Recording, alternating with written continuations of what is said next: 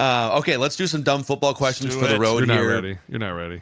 You can always send in your dumb football questions to the O-Line Committee YouTube channel comment section. Keep them coming here. Click that like button, the subscribe button.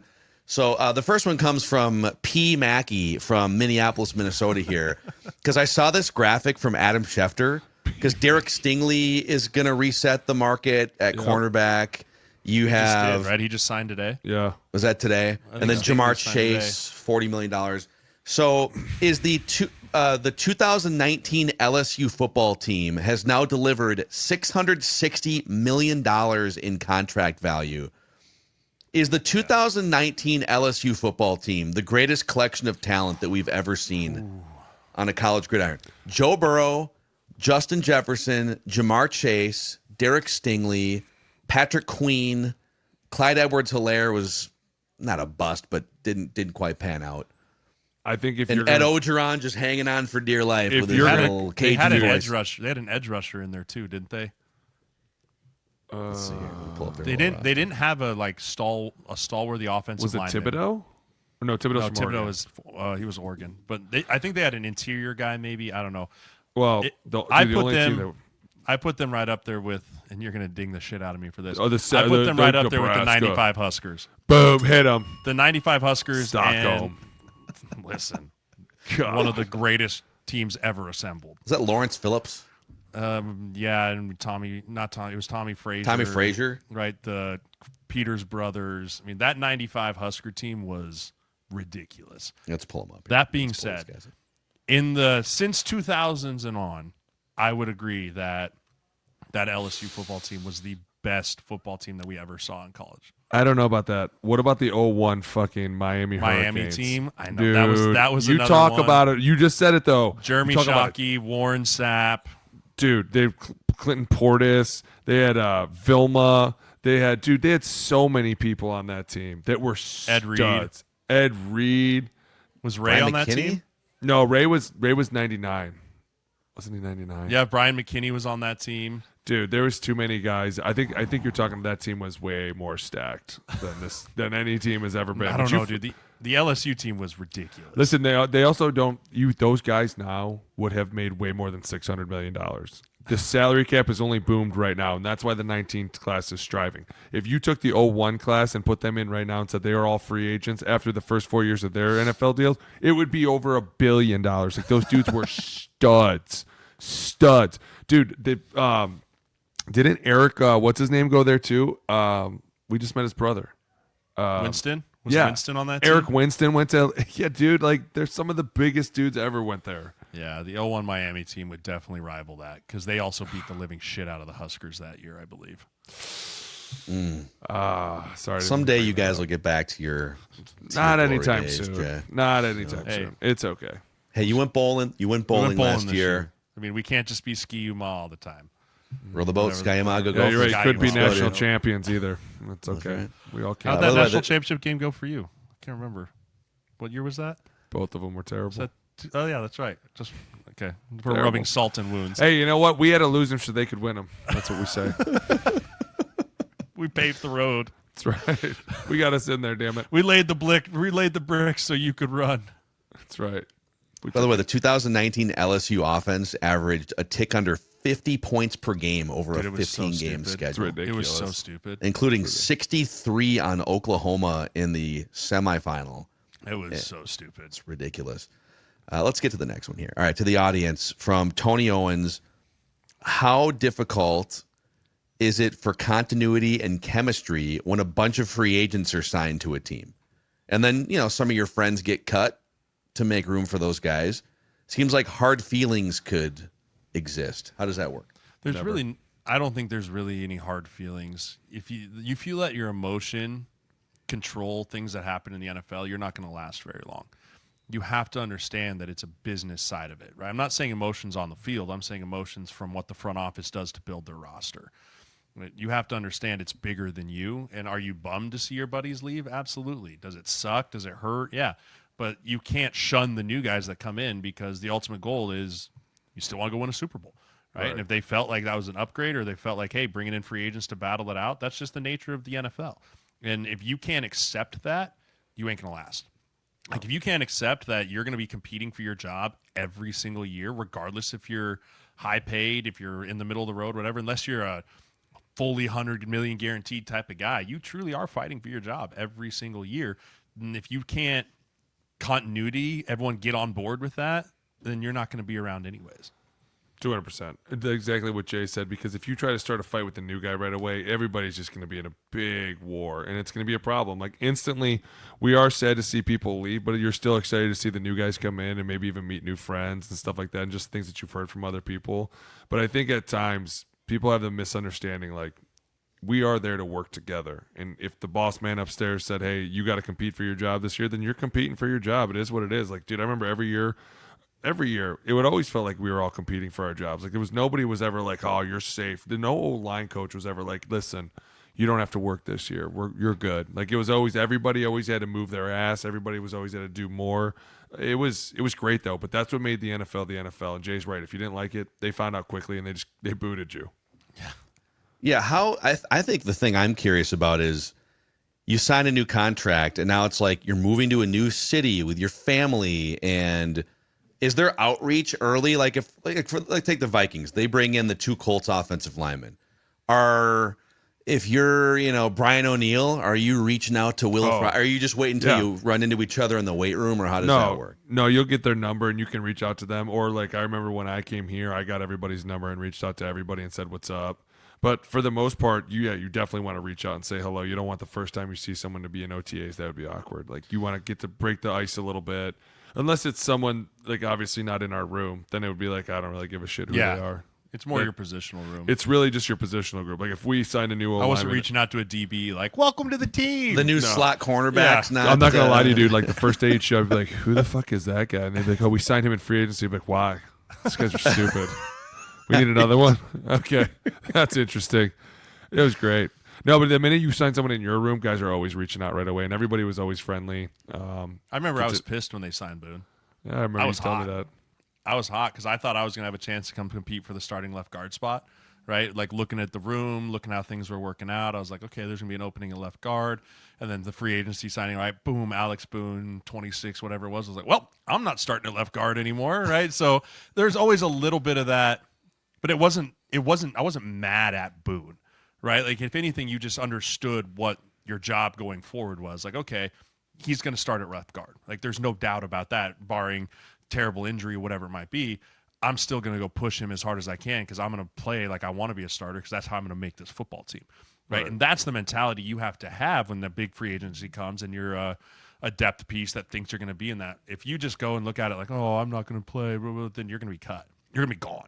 Right, and I ended up having to start that year for multiple guys at right guard, right tackle, left guard. Like, you just have to have that mentality going in. You can be pissed about the situation, but if you let that emotion control how your attitude and everything goes through it, you're toast to start with.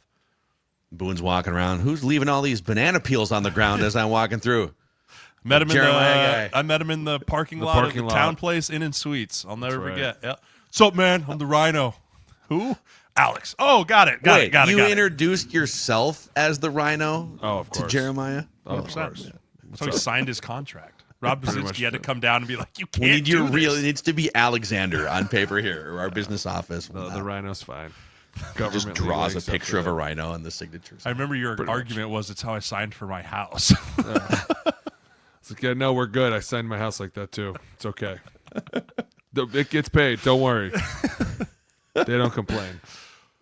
From 28 Dead Poet, for you guys, have you ever felt targeted as an offensive lineman by an opposing defensive coordinator? Like, we're going after you with twists and stunts because we feel like there's an advantage there. Could you ever tell that you were being targeted? I mean, this might be a really cliche answer, but I always kind of went into the game thinking I was being targeted so that I felt like I had to move a little bit faster. But, I mean, you don't really think you're being targeted. It's really, are they targeting away from the slide? Like, really, that's what they're looking for. So the minute they hear lucky, they know the right side is probably getting a twist. So once I was in Frisco, I realized that we would probably be sliding to the left more than to the right, obviously, because that was his blind side. And so it was kind of like, okay, we're going to have to deal with a lot more twists over here. So we always kind of like used to, AD and I would push each other to be like, wow, we're the redheaded stepchildren on this team. And we were loved just as much as everybody else. But at points we had to prove ourselves and we felt like we were being targeted. And we would go after the twisters and shit like that to shut it down, because a lot of times, and we've talked about this, if you don't shut that down, it's going to continue the rest of the year, and you do not want that. Like, I remember in preseason when I played here with Khalil, I think we had 12 twists in the first half of the Seattle game. Yeah. And I remember thinking, like, we passed every one of them off. And I remember thinking if we didn't, the rest of the year would have been miserable. But sure as shit, Matt got hurt like the next week, and we never played together again. But it's one of those things where you're going to test you when the slide's going away, and you just better be ready for it. Yeah, I think it's not as much feeling individually targeted as much as you know what you put on tape. And any defensive line coach or any defensive coordinator worth their salt is going to test that, and they're going to pressure point it every single week. And so a lot of the opponent scouting for the week before is also self-scouting from the week before of what did we put on tape, because we better get that fixed. If not, it's Pandora's box, right? If it was, hey, we didn't get the run-throughs, right? Hey, on double teams this week, we missed 4 different run-throughs. You better believe next week those linebackers are going to test if we can get off on the run-through, right? So a lot of it is not like an individual targeting piece, but you definitely had to go back and look at, hey, what did we do wrong last week? Because they're going to try it. Right, and vice versa for defense, right? We would look the defense, go, hey, what did they get burned on last week? We better press on that and see if they got it fixed. If not, we're just going to exploit it again, right? That's the chess matches between the coordinators and the positional rooms of that game planning piece, not just the X's and O's, but how do we also pressure point on what gives this team struggles? I feel like cornerbacks are the ones that, if there's a position in football that gets picked on, yes, it would be the backup cornerback. A veteran cornerback sees that a backup comes in the second quarter, and it's like, all right, cool. Yeah. Devontae, a guy gets hurt, right? A guy gets hurt, and they run the nickel, and he's doing the high knees out on the field to get himself warm, and you're just giving that look like, ball's going to him next. Yeah. Yep. Go. He's going to hold you. He's going to grab you, right? Or you're going to be wide open. It's one of the two. Yeah. Let's go. Nick here says, this might be more of an Agent J question, but what do you guys think about the collective bargaining agreement and the NFL Players Association as entities? Whenever people talk about these things on sports shows, it sounds like everyone's just complaining about them.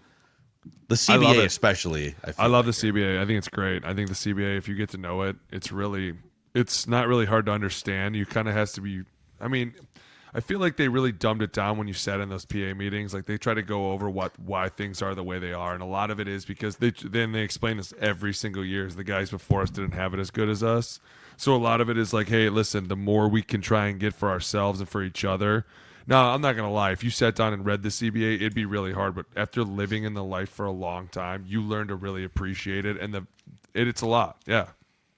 But is that the CBA? That is Think the about collective bargaining agreement. This is what's crazy, though. That started you're as highlighting things. That started as nothing. This is what you have to pass to become an agent. You have to pass a test on the collective bargaining agreement. This is our law, right? This is the governing law of the NFL.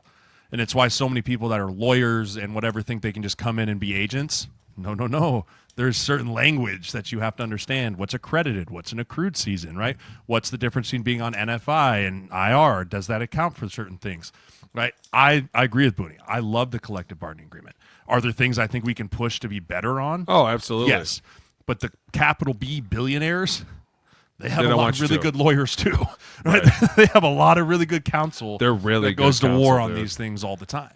And I will say this, dude, that collective bargaining agreement at one point was nothing. And now look how big it is. And that's from guys like us that stood up and were like, no, we're not going to do that anymore. That's stupid. Like, we need a fair shake in this, or we need to do this. And a lot of that was like Gene Upshaw and those guys who were just not afraid to go out and be like, no, this is fucking stupid. Like, all the holdouts and the lockouts and the strikes, they needed to happen at some point. No. And it's crazy because this was actually brought up to me at one point. The fans are always kind of pitted against the players by the media because they're kind of like, well, look, this guy's making a ton of money. How could he not want to go to work? And as a normal fan, you're like, that's so true. But the common reality is we're a lot closer to the fan than the owner is. But you continue to side with the owner every time something goes wrong, which drives the players nuts. We are your neighbors. You're not neighbors with these billionaires. They don't live on normal streets, okay? Stop it. It's the same thing when you go to your work and you get mad at your boss. It's the same thing. The nice thing is nobody drags your fight out through the media and says, oh my God, can you believe so-and-so fought so-and-so at the water cooler? Like, all you hear about is all this stuff, and you're constantly like, I hear it all the time. People are like, can you believe these players? I'm like, yeah, I can.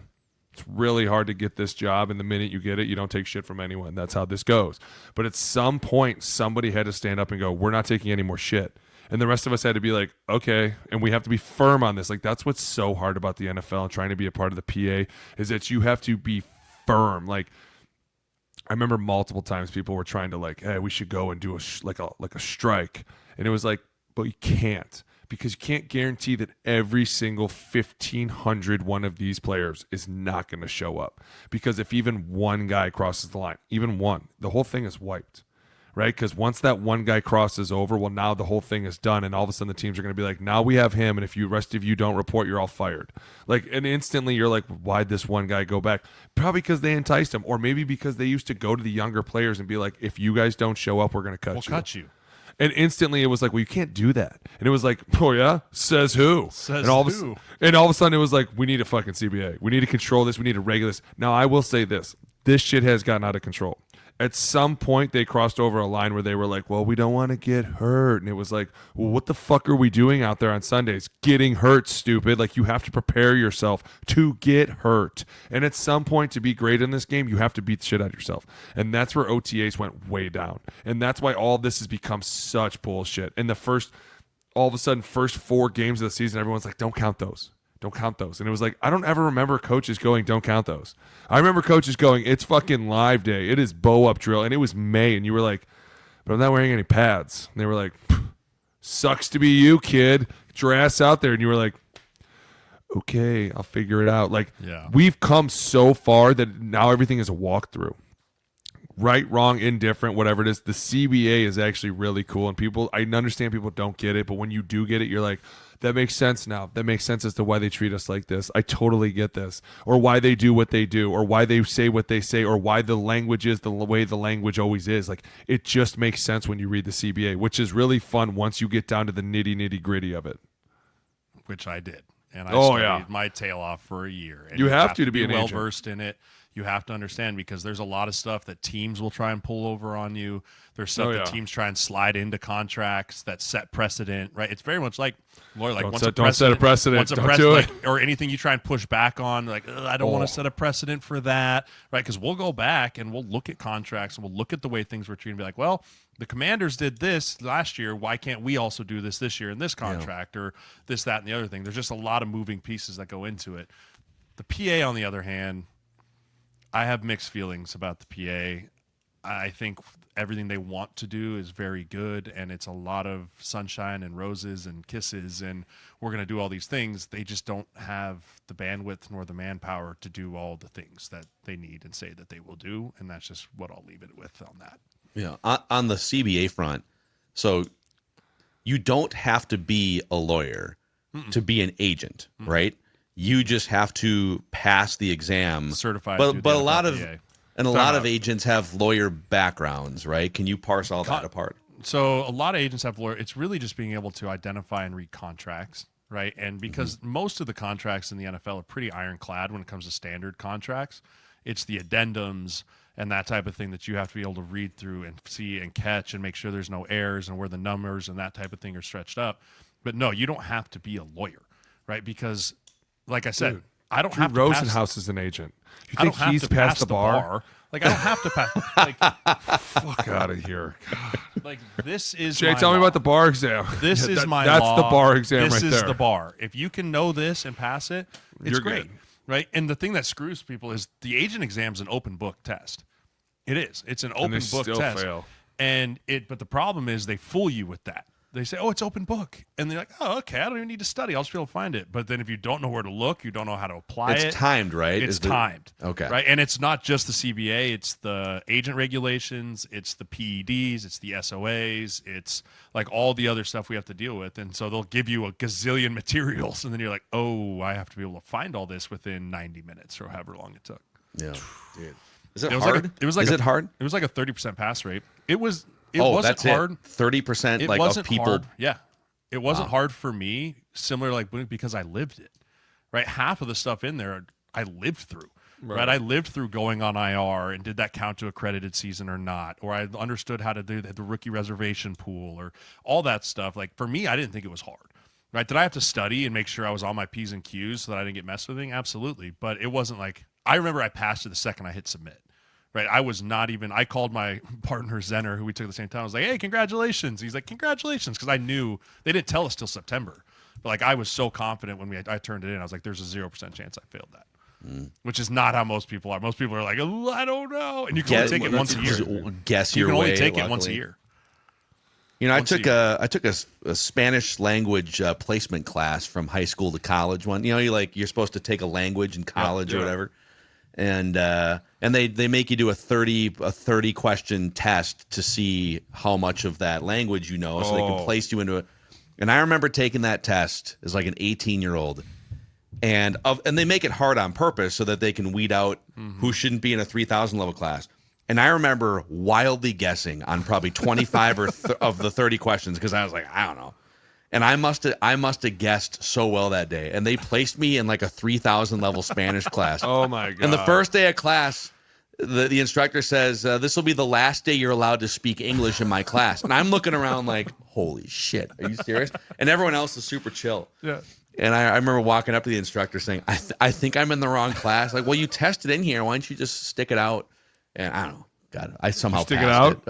I just they give you grades for doing presentations. So if you can crack a couple one-liners and make the instructor laugh, you're good. But So wait, you did Spanish, Jay. What did you do in college? No language in college. You didn't do any language? Nebraska doesn't care about second language. Wow. Mine was Romanian. We speak American here. wait, Romanian? Romanian. Yeah, there was a lot of us that took Romanian. How much of it can you still recall? Bueno ziwa.